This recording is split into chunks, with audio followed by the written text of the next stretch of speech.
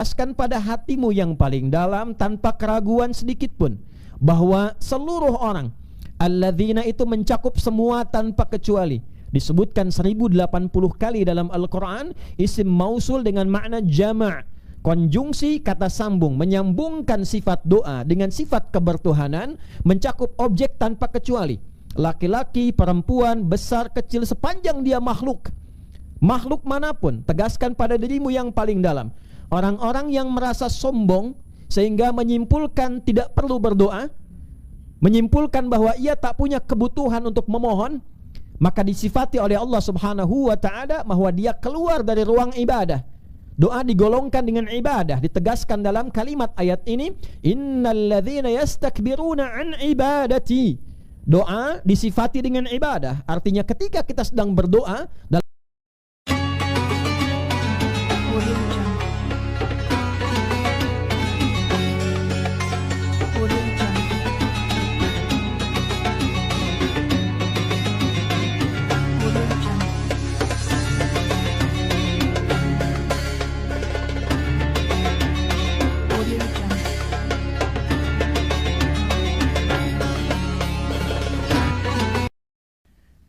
Alhamdulillahi Rabbil Alamin.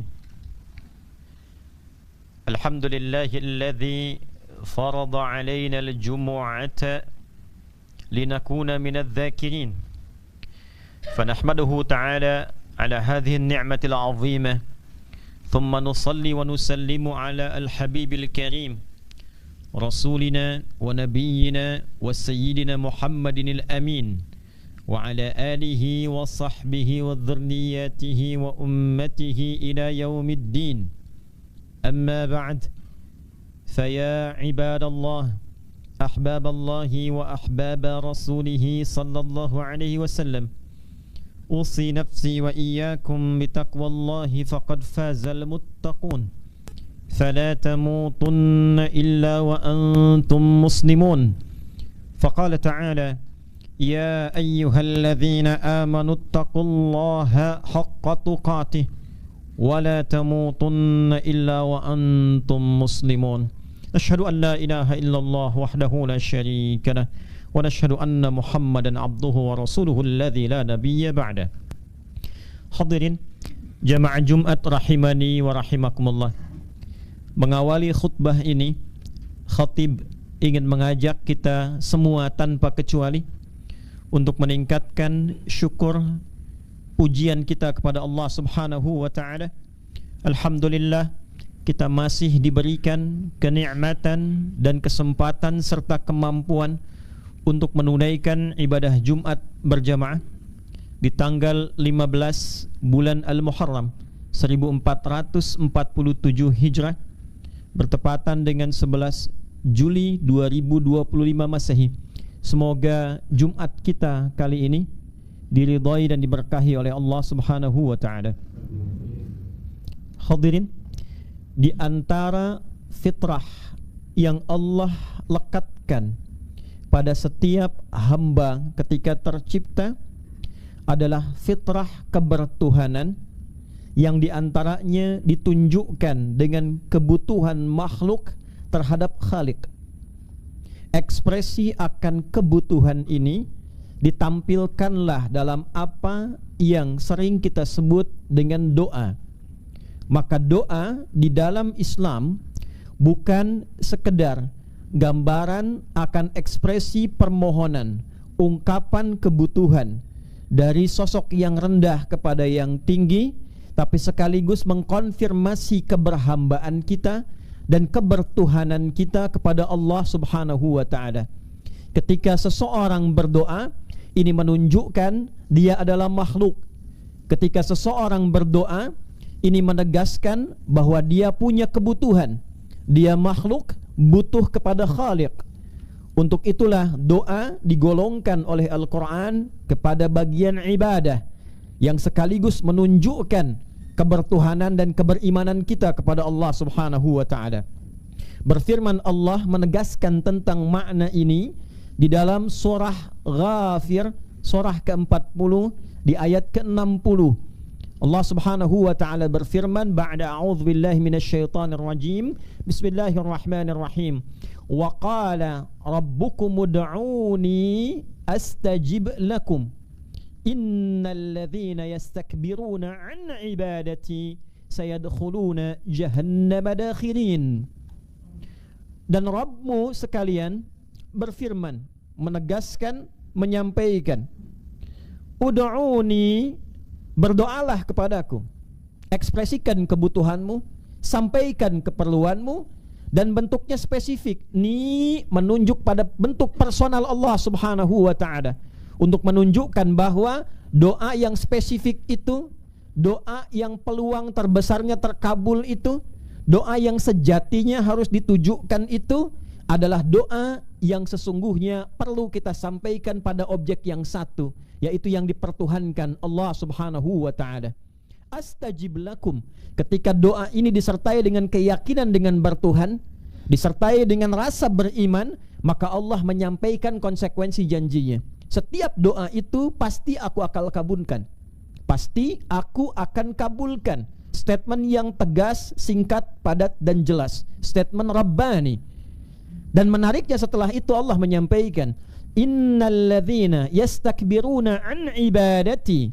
Sungguh, tegaskan pada hatimu yang paling dalam tanpa keraguan sedikit pun, bahwa seluruh orang, alladzina itu mencakup semua tanpa kecuali. Disebutkan 1080 kali dalam Al-Quran, isim mausul dengan makna jama', konjungsi kata sambung, menyambungkan sifat doa dengan sifat kebertuhanan, mencakup objek tanpa kecuali. Laki-laki, perempuan, besar, kecil, sepanjang dia makhluk, makhluk manapun, tegaskan pada dirimu yang paling dalam. Orang-orang yang merasa sombong sehingga menyimpulkan tidak perlu berdoa, menyimpulkan bahwa ia tak punya kebutuhan untuk memohon, maka disifati oleh Allah Subhanahu wa ta'ala bahwa dia keluar dari ruang ibadah. Doa digolongkan dengan ibadah, ditegaskan dalam kalimat ayat ini, innal ladzina yastakbiruna an ibadati. Doa disifati dengan ibadah, artinya ketika kita sedang berdoa, dalam saat yang sama kita sedang beribadah. Ketika sedang beribadah, mengkonfirmasi kebertuhanan kita kepada yang diibadahi, Rabbul Ma'bud, Tuhan yang kita ibadahi. Disinilah menunjukkan sisi keberimanan kita kepada Allah Subhanahu wa ta'ala. Jadi di dalam Islam, doa bukan sekedar mengajukan permohonan, bukan sekedar menyampaikan keinginan, tapi dalam yang saat sama digolongkan kepada bagian ibadah yang mengkonfirmasi kebertuhanan kita dan menegaskan keimanan kita kepada Allah Subhanahu wa ta'ala. Siapa yang merasa dirinya gak pernah butuh, gak pernah pengen minta, ini menunjukkan tipis nilai ibadahnya. Di saat yang sama keluar dari ruang-ruang kemakhlukannya, seakan-akan menegaskan kebertuhanannya itu keluar dan mengatakan bahwa dalam bahasa yang lain, saya punya derajat yang sama dengan Tuhan, saya tidak perlu minta, saya tidak perlu bermohon.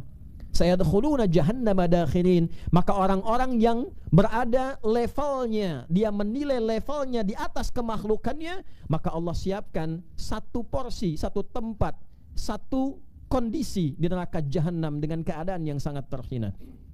Hadirin jamaah Jumat rahimani wa rahimakumullah.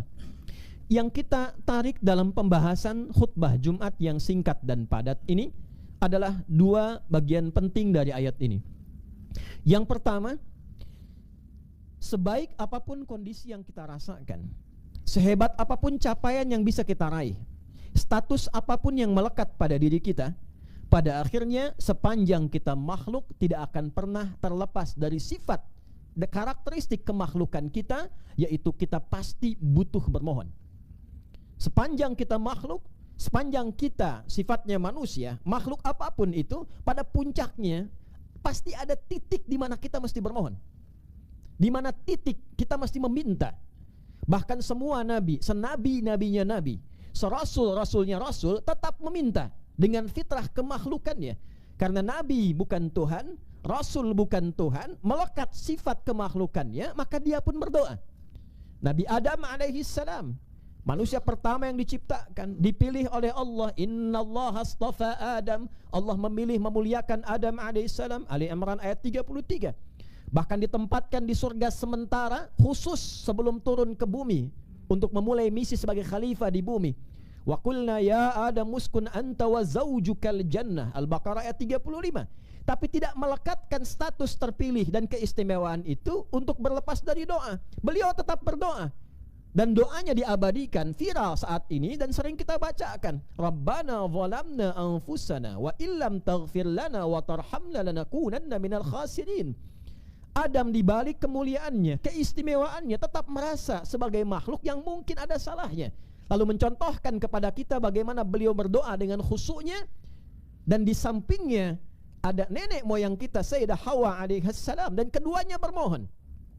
Nabi Nuh alaihissalam, betapa derajatnya tinggi, masuk status ulul azmi, rasul yang luar biasa, berdakwah dalam durasi yang panjang, lebih dari 950 tahun. Tapi tetap beliau memiliki kebutuhan untuk bermohon. Bahkan tercatat dalam sejarah, diabadikan dalam Al-Quran, memohon kepada Allah untuk kebaikan anaknya. Rabbi innabli min ahli, ya Allah ini anakku, minta kepada Allah untuk diselamatkan. Ada nabi, ada rasul, tetap perhatian pada keluarga, perhatiannya diekspresikan dengan bermohon doa kepada Allah Subhanahu wa taala. Nabi Ibrahim alaihissalam, kurang apa statusnya? Khalilullah, kekasih Allah Subhanahu wa taala, sangat dicintai. Abul Anbiya, bapaknya para nabi, dari dua sisi keturunan semua terlahir ke bawahnya. Sebagian besar mereka menjadi nabi dan rasul, orang-orang terpilih, dekat dengan Allahnya luar biasa. Saat wafatnya rohnya naik kemudian bersandar dalam tingkat yang tertinggi di langit ketujuh. Luar biasanya, dalam status itu direkam beliau masih berdoa. Setelah meninggikan bangunan Ka'bah dengan putra tercinta Ismail alaihissalam, diabadikan dalam Al-Quran Al-Baqarah di ayat 127 itu. Wa idh yarfa'u Ibrahimul qawa'ida minal baiti wa Ismail, masih berdoa, Rabbana taqabbal minna innaka antas sami'ul alim. Ya Allah, mohon terima amalku dengan anakku ini. Anda bisa bayangkan Khalilullah yang sangat dicintai Allah, dekat dengan Allah, Abul Anbiya, baru beramal, khawatir amalnya belum diterima di sisi Allah, masih berdoa, ya Allah, mohon terima amalku ini, Engkau yang maha mendengar dan maha mengetahui usahaku. Nabi Musa alaihissalam, betapa kuat, betapa hebat yang dihadapi lawan yang luar biasa. Satu sistem, ada Fir'aun, ada Qarun, ada Haman. Dalam kondisi beliau kuat dan hebat, tetap masih berdoa. Diabadikan misalnya dalam surat Al-Qasas ketika kita dapatkan di ayat ke-21 itu, Nabi Musa alaihissalam berdoa, fakharaja minha khaifan yataraqqab qala rabbi najjini minal qaumidh dhalimin. Ketika keluar dari tempat ia diintai itu, ketika keluar dari tempat ia dicari-cari masa itu, dalam keadaan khawatir, ya, dan dalam pengintaian itu beliau berdoa kepada Allah, ya Allah selamatkan aku dari kepungan orang-orang yang ingin menganiaya. Anda bisa bayangkan seorang nabi, rasul masih berdoa. Nabi Sulaiman alaihissalam, kurang apa? Seorang penakluk dari kalangan jin, bahkan setan ditaklukkan.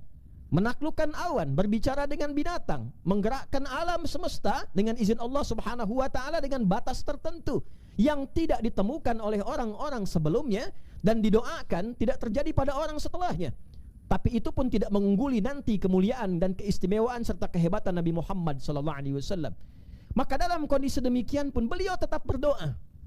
Ketika kita temukan diabadikan dalam Al-Quran, misalnya di surat Sad ayat 35, ketika beliau mengatakan dalam ujung senjanya, di puncak kekuasaannya, Rabbighfirli, ya Allah ampuni aku.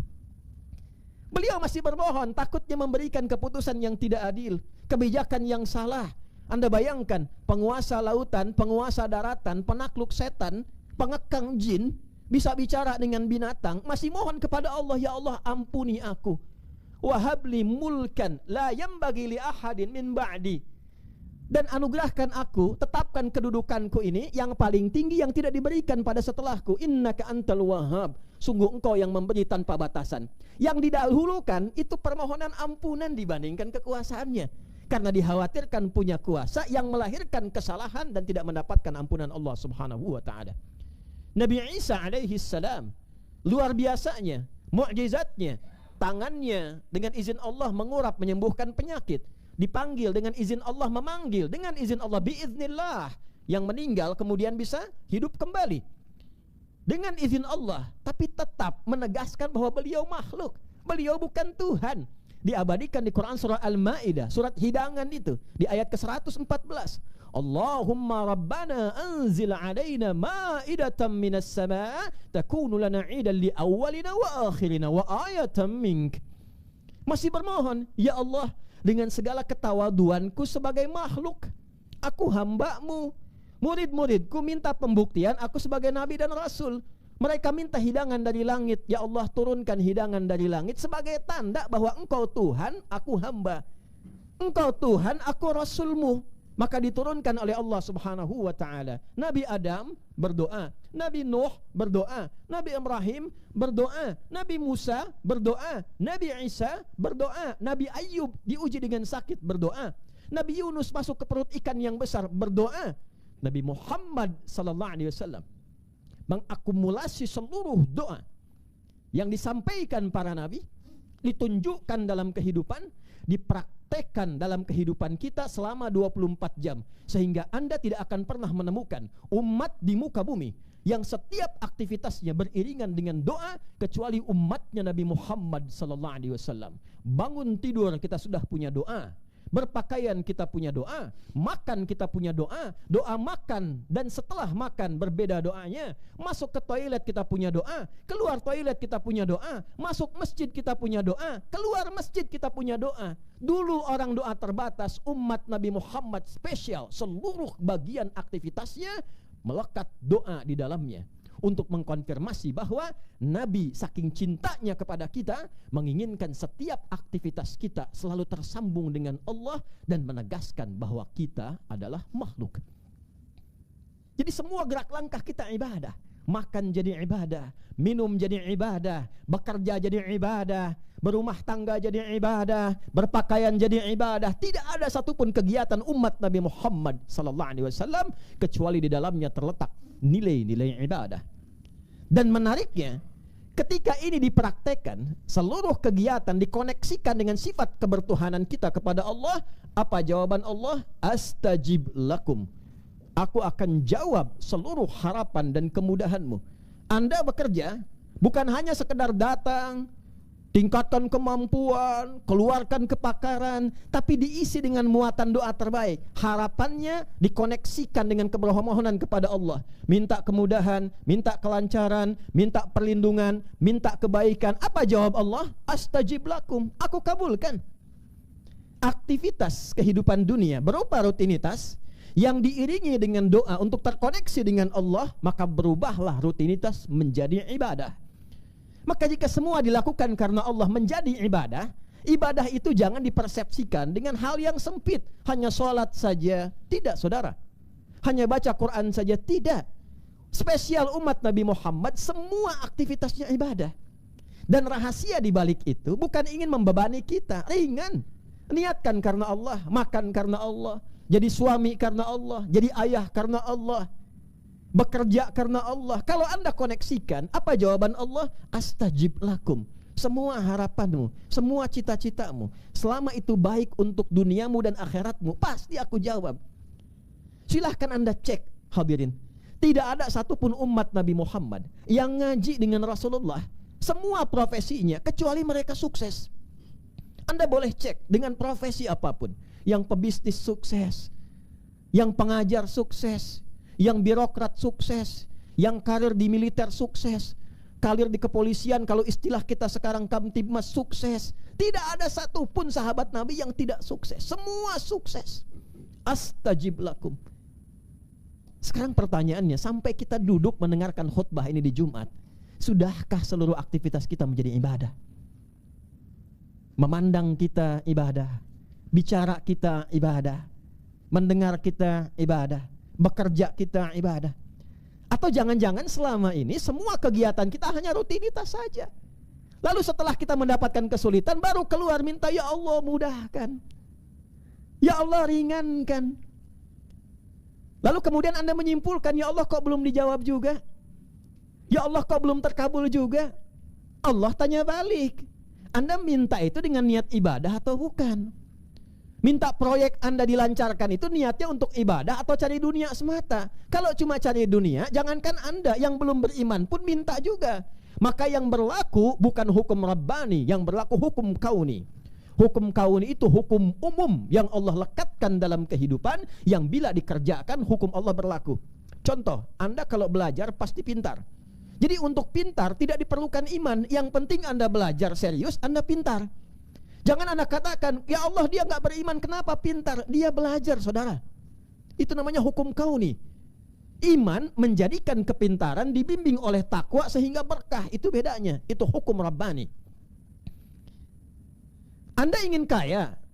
Kaya itu pasangannya bukan iman. Anda kerja keras, Anda serius, Anda benar kerja, Anda kaya. Jangan Anda katakan, ya Allah dia nggak beriman, kenapa kaya? Saudara, dia kerja, dia serius, dia sungguh-sungguh. Allah lekatkan kejujuran, Allah lekatkan di situ keberanian, Allah lekatkan di situ kesungguhan. Itu hukum kauni namanya. Maka ketika dia merasa kesulitan pun dia minta, tapi permintaan dia melekat di hukum kauni. Pertanyaannya, ketika Anda mengatakan beriman, apa beda iman Anda dengan permohonan bagi yang belum beriman? Karena itu yang pertama Nabi ajarkan kepada kita, sehingga nanti capaiannya akan melampaui orang-orang yang bahkan hadir di kehidupan tapi dia belum beriman.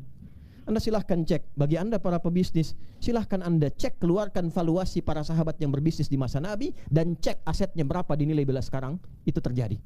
Seorang Abdurrahman bin Auf saja kurang lebih ada yang menghitung itu 14.000 triliun, satu orang. Dan ketika merubah pola kerjanya diniatkan sebagai ibadah, sekaligus bekal pulangnya. Itu yang menjadikan doa itu cepat terkabul, karena koneksinya nyambung. Bukan saat sulit saja baru merasa diuji. Gak pernah sekolah pengen ujian. Hadirkan pada diri kita. Maka turunlah kemudian kalimat pamungkasnya, wa idza sa'alaka ibadi anni. Dan bila hambaku merasa sadar dengan statusnya sebagai hamba, lalu ingin kembali kepadaku, fa inni qarib. Sampaikan Muhammad pada hambaku itu, aku sangatlah dekat. Anda bayangkan, ada orang bertanya, khatibnya di mana? Jawaban pertama, sudah dekat. Ada orang bertanya, khatibnya di mana? Rasanya masih di perjalanan. Sebelum bertanya, Allah sudah memberikan ketenangan sehingga menghilangkan harapan. Yang dimaksud harapan-harapan yang negatif, menguatkan keyakinan dan mengatakan, aku dekat, tinggal kau datang kepadaku. Setelah Allah membuat statement aku dekat, hambanya mau datang enggak? Itu masalahnya. Ibad dibagi dua dalam Al-Quran. Satu, hamba yang pernah salah, itu pun masih disebut hamba oleh Allah. Anda bayangkan, Anda bisa buka Quran surah 39 di ayat ke-53. Qul ya ibadi, kul katakan Muhammad, ya ibadi, hei hambaku yang pernah berlumur kesalahan dalam hidupnya. Dari mana taunya ini bersanding dengan kesalahan yang terakumulasi? Qul ya ibadiyalladzina asrafu ala anfusihim. Katakan, duhai hambaku yang pernah memvonis diri sudah banyak berlumur dengan kejahatan, sudah tertutup dengan banyak kesalahan. Israf itu puncak tertinggi dari tindakan kriminal. Seakan-akan khatam dari semua keburukan. Pernah mabuk, pernah zina, pernah X, pernah Z, tapi dia mau kembali. Apa jawab Allah? Laisa kamitslihi syai'. Anda seorang ayah, ada anak, buruknya luar biasa, membuka aib keluarga, bikin onar sana sini, tiba-tiba dia pengen pulang ke rumah. Apa Anda katakan, silahkan pulang nak, Bapak maafkan? Atau Anda katakan, masih berani pulang kamu? Allah laisa kamitslihi syai'. Karena Tuhan bukan makhluk, Allah mengatakan dengan sifat Rahman dan Rahimnya, la taqnatu min rahmatillah. Hambaku, engkau jangan menyimpulkan putus asa dari rahmatku, cepat balik sini. Innallaha yaghfiru dzunuba jami'a. Kalau engkau sadar pengen berubah, seluas apa engkau simpulkan dosamu kepadaku, aku ampuni seluruhnya sebelum engkau menyadarinya. Jami'a, semuanya. Jadi yang salah Allah berikan solusi sehingga menjadi baik. Ibad yang kedua, ibad yang memang kebiasaannya sudah soleh, bekerjanya baik, kata-katanya baik, itu pun tetap pasti punya kebutuhan. Jangan disimpulkan kalau sudah soleh itu nggak berdoa. Tidak, pasti Anda berdoa, minimal untuk akhirat Anda, kubur Anda, kenyamanan Anda. Maka Allah berikan rumus cepat sekaligus menutup khutbah singkat di kali ini. Ujibu da'watad da'i idza da'an. Kalau engkau sudah menyimpulkan ingin terkoneksi denganku, dulu engkau salah, sekarang kau jadi soleh dengan taubat. Engkau sekarang merasa soleh, jangan jumawa, tetap engkau sebagai seorang hamba. Datang padaku, aku tahu engkau pasti punya permintaan, aku akan kabulkan sepanjang kau meminta dengan cara yang benar. Hadirin, Pertanyaannya, sebagai jawaban terakhir dari pertemuan Jumat kita, mengapa selama ini kita ingin kembali pada Allah tapi merasa jawaban doa kita itu belum terkabul dengan baik, belum cepat terkabul? Perhatikan jawaban Allah. Falyastajibuli wal yu'minu bi. Kalau doamu ingin cepat terkabul, maka ingat dua rumus ini. Falyastajibuli, cepat pula engkau respon seruanku. Hukum berlaku sama secara logika. Anda meminta kepada Allah, Anda kan menyeru Allah, ya Allah, kabulkan, saya ingin begini. Anda ingin cepat dikabulkan, ditanya balik oleh Allah, ketika aku seru kamu, engkau cepat tidak merespon seruanku. Jangan tidak adil. Allah meminta kita, kita lambat-lambat. Begitu kita minta, pengen dipercepat. Allah minta tunaikan Jumat, Allah minta tunaikan sholat, Allah minta Anda baca Al-Quran. Berapa yang sudah banyak kita seru dalam kehidupan? Dipanggil, dilambat-lambat. Diseru, kita datang dengan seadanya. Lalu ketika kita punya kebutuhan, kita menuntut, ya Allah, kurang apa lagi aku minta kepadamu. Ditanya balik oleh Allah, itu pun dengan bahasa sayang. Hambaku, waktu aku seru kamu kemana? Sekarang kamu pengen minta, pengen cepat dikabul. Coba belajar tata dulu pola hidup yang benar. Anda pimpinan, ada karyawan, nuntut kepada Anda, minta diberikan bonus. Sementara ketika Anda minta kerjakan sesuatu, dia selalu lalai, datang terlambat, gak pernah serius. Tiba-tiba datang minta tuntutan kepada Anda, Pak, saya punya kebutuhan, tolong hari ini ya Pak. Apa Anda kabulkan? Allah tanya balik, wal yu'minu bi. Yang kedua, berdoalah pakai iman. Berdoa pakai iman. Cara berdoa pakai iman jangan hanya disimpulkan dengan yakin Allah akan mengabulkan. Itu standar. Iman dipasangkan di Al-Quran dengan amal saleh. Jika doa Anda ingin cepat dikabulkan, maka awali dengan amal saleh. Setelah itu Anda berdoa. Baca Al-Quran, jangan cukupkan dengan Shadaqallahul Azim. Setelah baca Quran, Anda berdoa. Selesai sholat, Anda berdoa. Ada kotak lewat, Anda infak, masukkan. Setelah itu Anda berdoa. Itu yang dimaksud Al-Quran surah kelima Al-Ma'idah di ayat ke-35. Ya ayyuhalladzina amanu taqullah wabtaghu ilaihil wasilah. Hai orang-orang beriman, tingkatkan takwamu kepada Allah. Meningkatkan takwa itu dengan amal saleh, dan carilah dengan takwa berupa amal saleh itu sebagai perangkat untuk mengabulkan harapan dan doa-doamu. Hadirin, ini pesan singkat yang disampaikan dalam khutbah ini. Kesimpulannya, jangan biarkan ada waktu berlalu dalam aktivitas kita kecuali terkoneksi pula dengan Allah sebagai bagian ibadah kita untuk menjamin kehidupan dan kebahagiaan dunia akhirat. Yang kedua, sebagai penutup dengan cepat, bila ada permohonan, sampaikanlah kepada Allah dengan cara yang baik, penuh keyakinan, dengan merespon segala perintahnya dengan cepat, dan berupaya menunaikan amal saleh sebagai penguat dari apa yang ingin kita mohonkan. Barakallahu li wa lakum fil Qur'anil azim wa nafa'ani wa iyyakum bima fihi minal ayati wa dzikril hakim wa taqabbala minni wa minkum tilawatahu innahu huwas samiul alim. Ud'ullaha yastajib lana wa lakum jami'an.